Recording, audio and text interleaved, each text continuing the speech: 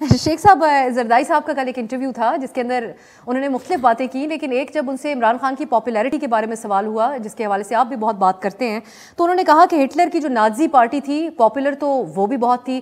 یہ ایک موقف اپنایا جاتا ہے کہ عمران خان صاحب کی پالیسی، ان کا طریقہ کار تفریق والا ہے اور ملک کو مشکل میں ڈالے گا، ملک کے لیے خطرناک ہے. کیا کہیں گے اس پہ آپ؟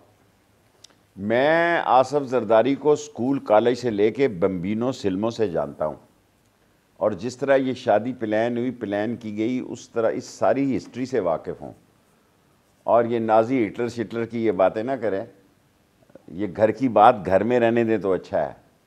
ورنہ اس ملک کی بدنصیبی ہے کہ جس ملک میں سوئز اکاؤنٹ والے اور جس ملک میں سرے محل والے اور جس ملک میں شادیوں کی پلاننگ سے سیاست کرنے والے اور شادیاں کر کے شادتوں میں ملوث ہونے والے لوگ اس ملک میں معتبر اور معزز بن جائیں، اس ملک کی بدنصیبی ہوتی ہے. وہ کوئی سیاسی تجزیہ نظار یا تبصرہ نگار نہیں بن سکتے، یا ان کی بات کو اہمیت ڈان جیسے چینل کو نہیں دینی چاہیے.